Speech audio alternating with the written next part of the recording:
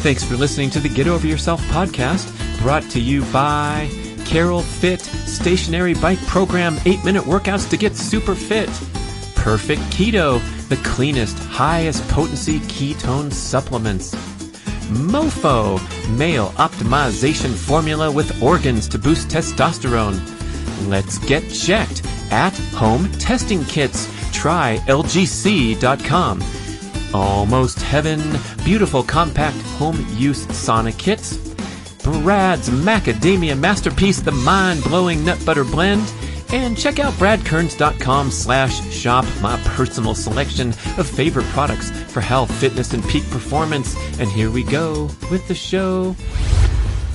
When you swing the pendulum too far in the other direction, the emotional feeling brain starts to run amok again, right? So on the two edges of the continuum, we have the emotionally driven human delving into narcissism, addiction, compulsion, self-righteous anger. And then on the other end of the spectrum, we have the controlled, suppressed, think about the gender roles that John Gray talked about a little bit, where we have the male breadwinner who comes home, pops open a beer, and gets waited on by the dutiful female partner who's supposed to be barefoot in the kitchen, making food, making babies, right? All that kind of nonsense that we've had to grow through in recent decades.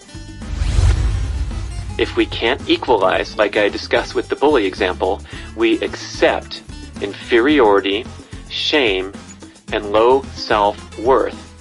I'm thinking of the great work of Brene Brown talking about the sources of shame and how to get through that kind of challenge here, where we're adding up the sum of our emotional experiences and then forming negative self-image because of the moral gap, because we didn't fully process these emotions. You need to convince your feeling brain that you'll benefit from whatever decision you're asking yourself about. You need buy-in from the feeling brain. The reason we don't succeed with lifestyle change is our feeling brain feels like we don't deserve the success.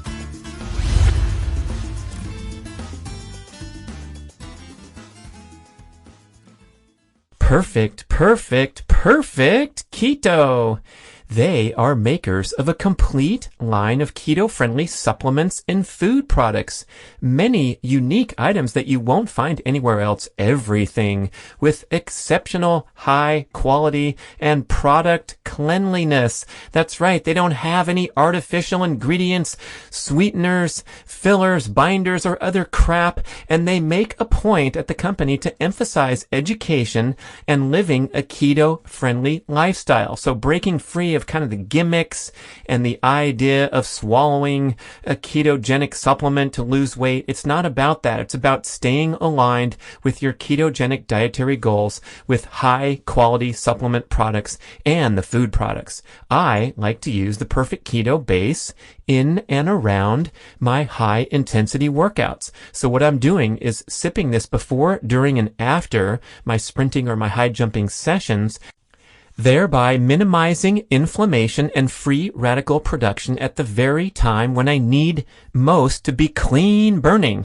So check them out at perfectketo.com, and guess what? Buy one product and get 40% off the second one with the special screamin' deal and the code BRAD40. Just go over to the bradkearns.com shopping page, click there, and you'll land on my custom designed homepage at perfectketo.com and automatically get that awesome discount. That's right. Buy one, get 40% off the second product, the best tasting, cleanest fuel on the market, perfectketo.com.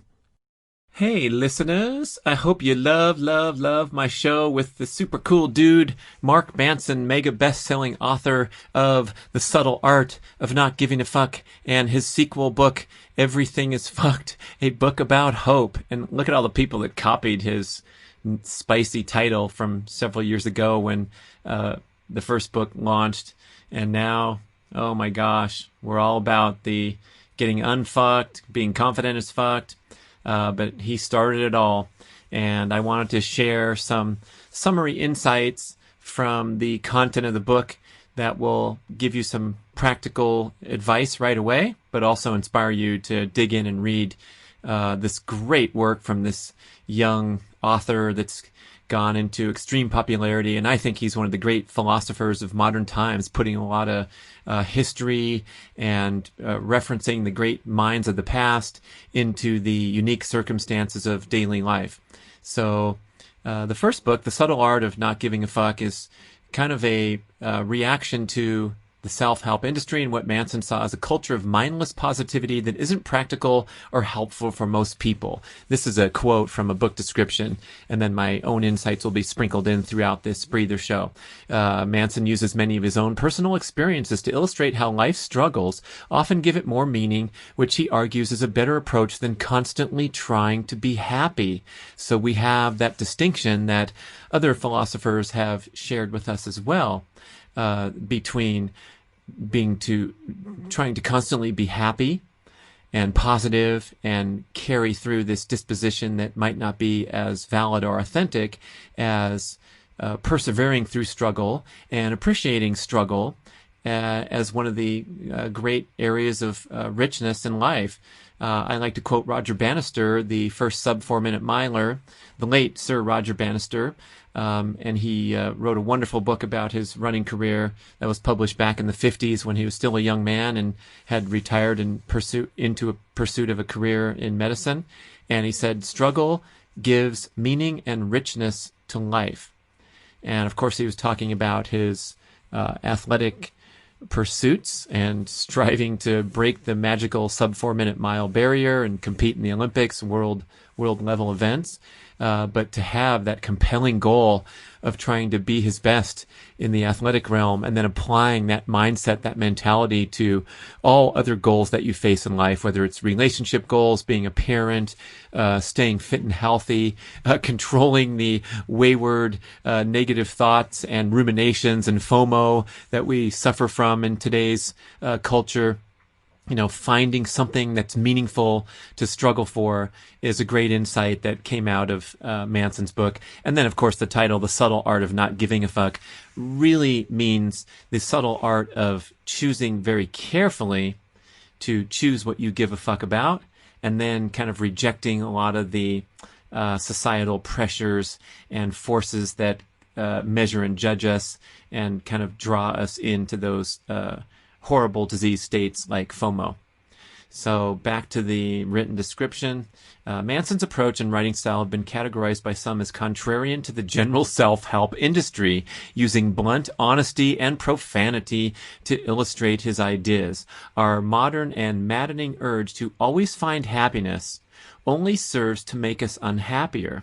Instead, the subtle art turns out to be a bold challenge to choose your struggles and to narrow and focus and find the pain that you want to sustain, the positive aspects of having a life of rich, meaningful struggles. Okay, a few more details about the theme in the book. Manson argues that identity doesn't exist. It's arbitrary. It's a facade. Quote, maintain an identity that is defined by as little as possible. Instead, see your life as a series of decisions and actions. And he gives the example of someone wishing they could be better about their commitment to fitness, working out, going to the gym. And the shift from being a person who's lazy and non-committed to becoming a fitness enthusiast is more difficult because you're attaching your identity to various things in life. And by doing so, the stakes are higher, you get discouraged, you get negative, and then you tailspin away from your best intentions to become a different person, become a better person. Now, if you instead just saw your life as a series of decisions and actions and weren't wedded to the outcome in the way that you are when you form your identity around being a lawyer or being a school teacher or being the president of the neighborhood society, all these things that we get our egos involved with and then are less effective and set ourselves up for more more pain, suffering, disappointment, and failure to achieve tangible goals. Instead, see your life as a series of decisions and actions. So you wake up one day and you say, I'm going to decide to go to the gym. The stakes are more reasonable, and you can just take action and kind of cruise along without the emotional baggage that often comes when our identity is attached to the things that we do. So this is kind of in line with his overarching theme of choosing what to give a fuck about and then not worrying about the rest, being precise on what you choose to give a fuck about. Here's some chapter titles to intrigue you to grab this mega best-selling book that was just off the charts with record-breaking numbers of sales and translations around the world. So chapter 1 is called Don't Try. Chapter 2, Happiness is a Problem.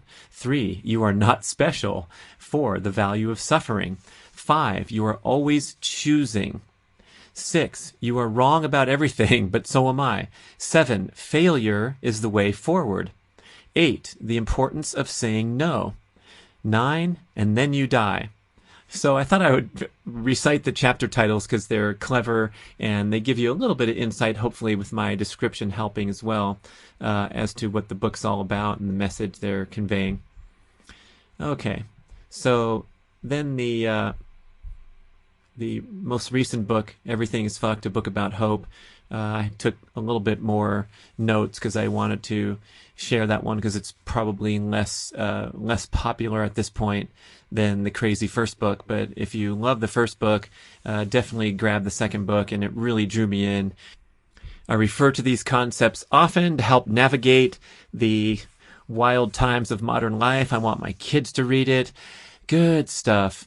So in this book, Manson looks at our relationships with money, entertainment, and the internet, how too much of a good thing can psychologically eat us alive. He openly defies our definitions of faith, happiness, freedom, and even hope itself. So the idea of this book, a book about hope, is that you want to create a, quote, string of hope narratives as your defining purpose in life.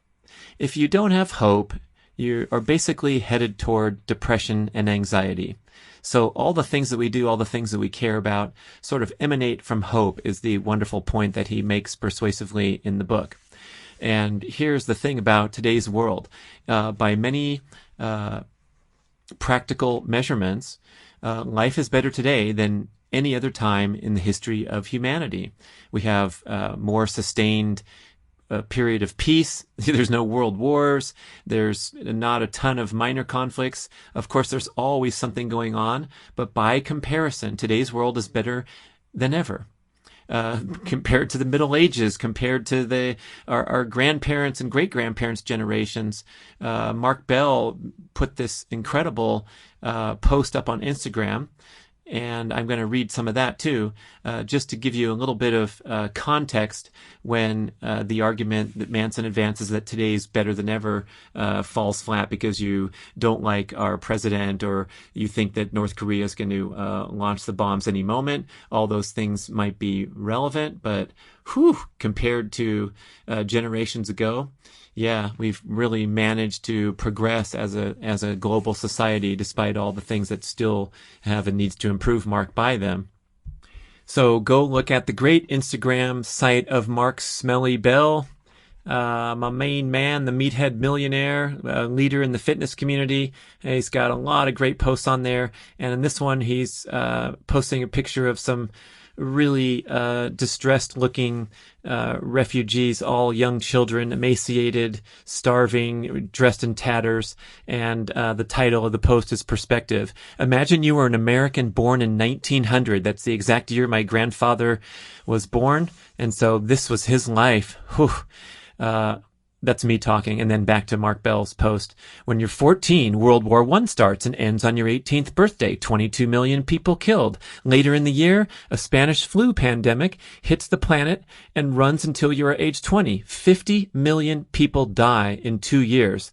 Then when you're 29, the Great Depression begins. Unemployment hits 25%.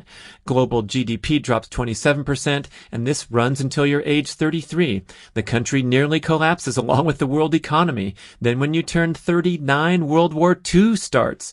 When you're 41, the United States is fully involved in World War II, and between your 39th and 45th birthday, 75 million people perish in the war. The Holocaust kills 6 million. At age 52, the Korean War starts and 5 million people perish. When you're 64 years old, the Vietnam War begins and doesn't end for many years. 4 million people die in that conflict. Then at your 62nd birthday, you have the Cuban Missile Crisis, a tipping point in the Cold War. Life on the planet as we know it could well have ended. Great leaders prevented that from happening. Then when you're 75, the Vietnam War finally ends. Think of everyone on the planet born in 1900. How do you survive all of that? A kid in 1985 didn't think their 85-year-old grandparent understood how hard school was, yet those grandparents and great-grandparents survived through everything listed above. Perspective is an amazing art. Let's try to keep things in perspective. This was written during the time of the quarantine, social isolation, the economy struggling accordingly.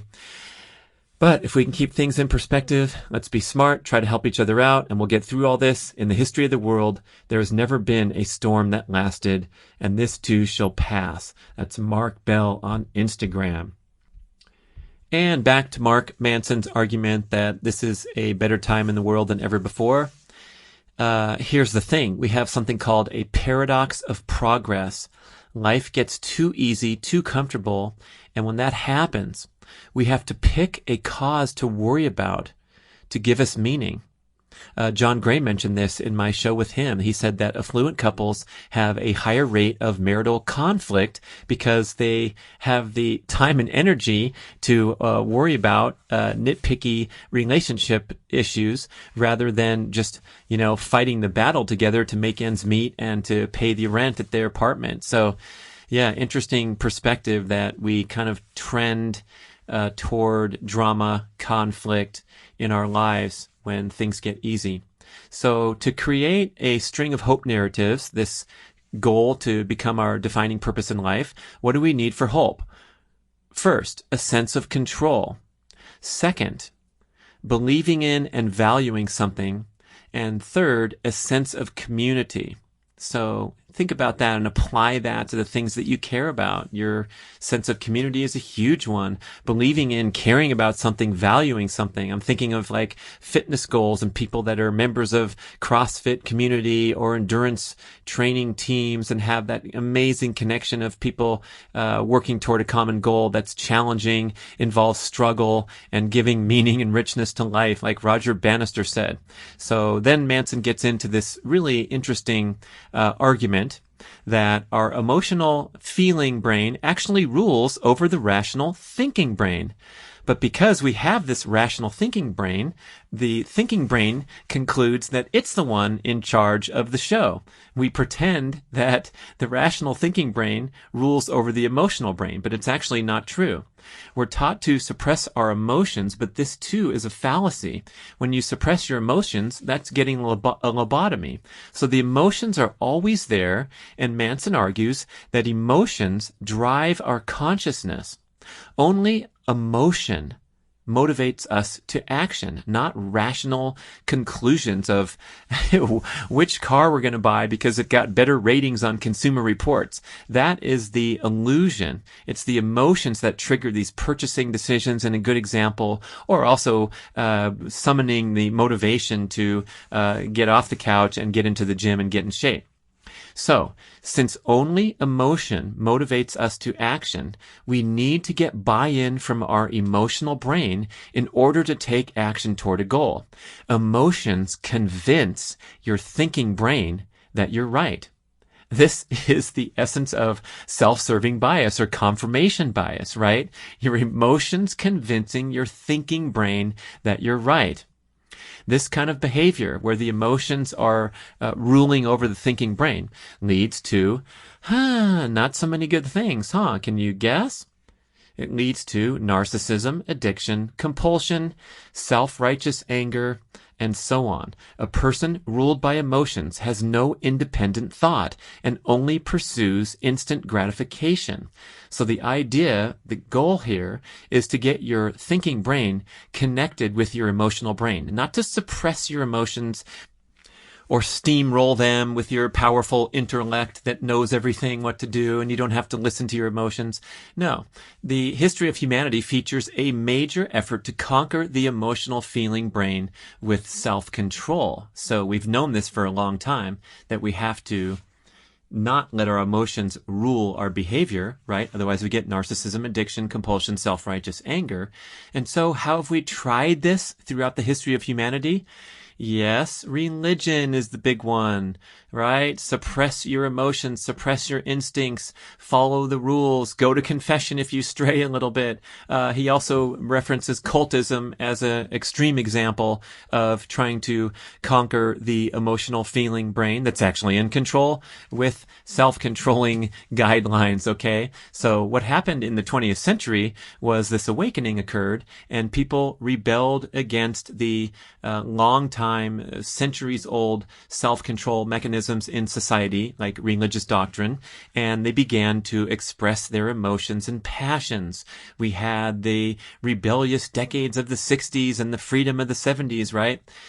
Here's Manson making the argument that when you swing the pendulum too far in the other direction, the emotional feeling brain starts to run amok again, right? So on the two edges of the continuum, we have the emotionally driven human delving into narcissism, addiction, compulsion, self-righteous anger. And then on the other end of the spectrum, we have the controlled, suppressed, think about the gender roles that John Gray talked about a little bit, where we have the male breadwinner who comes home, pops open a beer, and gets waited on by the dutiful female partner who's supposed to be barefoot in the kitchen, making food, making babies, right? All that kind of nonsense that we've had to grow through in recent decades.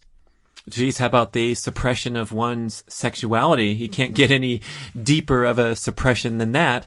And the great giant religious bodies and political bodies trying to strong-arm people into that deep of a emotional suppression hole. So we have that end of the spectrum. And then we have today's common problem, since the pendulum has swung away from all that nonsense. But then we get today's stereotypical, affluent, entitled, spoiled millennial or spoiled adult. Let's not pick on the millennials, right? These kind of the narcissism that's running amok. So the solution: get your thinking brain connected with your feeling brain. When pondering logical life decisions, ask your feeling brain to weigh in. Weigh all logical decisions by asking yourself how you feel about whatever consequence: quitting your job, moving to a new city, getting involved in a relationship, severing a relationship, and assess the emotional answer without judgment. Don't try to suppress your emotions. You need to convince your feeling brain that you'll benefit from whatever decision you're asking yourself about. You need buy-in from the feeling brain. The reason we don't succeed with lifestyle change is our feeling brain feels like we don't deserve the success, and we get stuck in a repeating pattern of suffering that comes from past programming. I got into this a little bit with Luke Story in that great discussion near the end of our interview when he was talking about the manifestation of wealth, of your dreams, and how we commonly misinterpret that to think that we try to manifest wealth so that we can be happy. And he says, no, you have to come from a position of gratitude and then see yourself into, with great specificity, the life that you dream about. So that's kind of convincing your feeling brain that it will benefit from, rather than deep down feeling undeserving of happiness, wealth, peace of mind, contentment, a life well lived. Don't pass this stuff off as silly. There's a common notion in spiritual psychology that the affluence and love we achieve in life equates to our level of self-worth.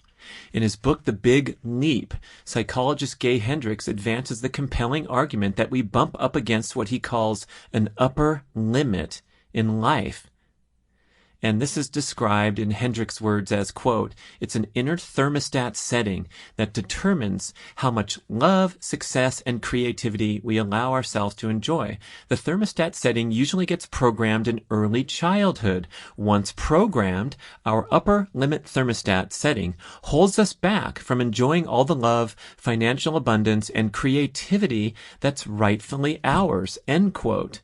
Whew.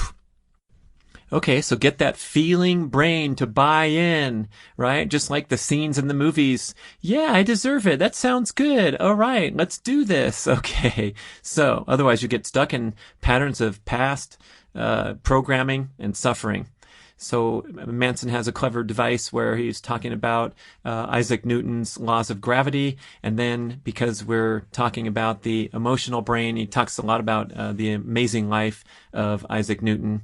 And he draws in this new idea of Newton's laws of emotion, of course, that he made up to kind of counterbalance the rational brain, the thinking brain, and all the great work that Newton did. But he had a rough life, and it was a very interesting story. But he come up with this concept of Newton's laws of emotion.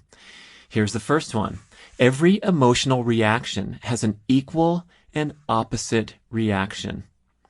If it doesn't, we develop what's called a moral gap. So if you can think about being bullied as a child in middle school and suffering these intense, painful emotions, but not able to fight back or lash back at the bullies, that's the nature of bullying, right?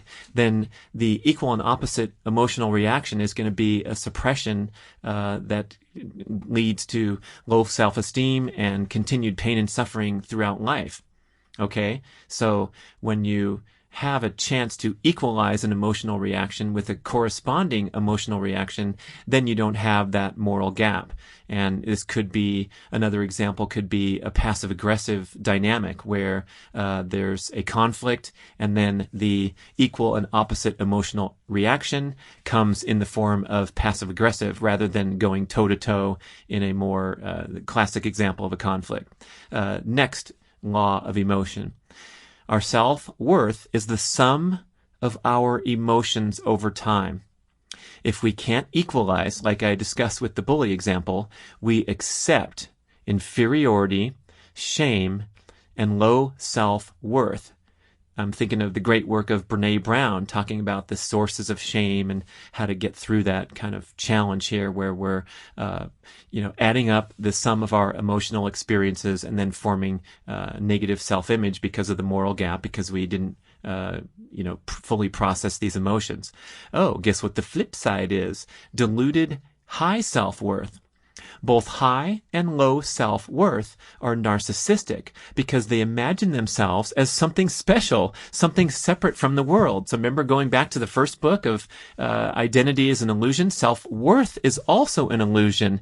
And if you harbor self-worth, if you cultivate self-worth, then you should get a dog. Woof, woof. Okay, self-worth. If you are trafficking in self-worth, this is a form of persistent low-level narcissism. Right? Makes sense? Hey, I was an athlete. I was pretty caught up in the importance of my pursuits as a competitive triathlete, and at times making it very easy to attach self-worth to what place I got in the most recent race. Right? You're on a winning streak, you get some diluted high self-worth, and then you're on a losing streak and you get delusional low self-worth. Both are narcissistic because they imagine themselves as something special, something separate from the world. One of my favorite examples of getting recalibrated from a potentially diluted high self-worth was the day after I won this big race on the professional triathlon circuit, and then I jogged over to the swimming pool to do a workout, feeling pretty good about myself, getting a little stretch in for the muscles after the great performance the previous day. And I got out of the pool and went to my locker at Pierce College in Woodland Hills, California, and everything was stolen. The locker was looted. So my shoes, my clothes, my expensive sunglasses, thankfully sponsor gave them to me. Remember, I just won a big race. And so I had to jog home about 1.5 miles on a busy boulevard wearing a Speedo and, of course, my goggles, barefoot. And so that was getting taken down from being the champ the day before and given a nice victory speech to the adoring crowd at the triathlon gathering. Whoever stole the stuff out of my locker didn't give a crap about who won the race the day before. And there I was getting looked at by passing cars, jogging along in a Speedo. Oh, yeah. Okay. So that was the second law of emotion. Our self-worth is the sum of our emotions over time, and if we can't equalize, we accept inferiority, shame, and low self-worth. Finally, the third one, your identity will stay your identity until an event changes it. It's a network of value-based narratives that determines our identity. So there's 2 ways to heal. First, examine the narratives of your life and reposition them. Second, visualize the future that you want for yourself and make that your new identity. Okay, that's pretty awesome. Pretty simple, the first one, right? Go back and process things and realize just because you were bullied in middle school doesn't mean you have to accept inferiority, shame, and low self-worth today. Second, visualize the future that you want for yourself. Single people, visualize the ideal relationship. My recent podcast guest, Dude Spellings, did an exercise with his girlfriend to write out their view of an ideal partner and then share it with each other. What great stuff. So visualize the future you want and make that your new identity. Let the feeling brain try it on and become accustomed to it. Hey, you know what? This could be a difficult exercise, Manson says, because if you're going to do it, that means you really are ready to change. And the stories of our future define our hopes. The stories of our past define our identity. And let's take a look at both of those and get them right, get them straight. It's a book about hope after all. I hope you enjoyed this little summary and will intrigue you to go get the audiobook narrated by the author himself or the written book. Great stuff. Thank you so much, Mark Manson, for taking the time to join me on the podcast and get that great interview out there. So please go listen to the interview if you haven't already. Thanks for listening to The Breather Show. Yeah, you can find Mark Manson on Instagram. He publishes great quotes every day and all over the place. Of course, the books are everywhere, and they have a 2-book package you can get on Amazon of Everything is Fucked, a book about hope, and The Subtle Art of Not Giving a Fuck. So go grab it. Have a great day. Thanks for listening. Bye. Thank you for listening to the show. We would love your feedback at getoveryourselfpodcast@gmail.com. And we would also love if you could leave a rating and a review on iTunes or wherever you listen to podcasts. I know it's a hassle. You have to go to desktop iTunes, click on the tab that says ratings and reviews, and then click to rate the show anywhere from 5 to 5 stars. And it really helps spread the word so more people can find the show and get over themselves, because they need to. Thanks for doing it.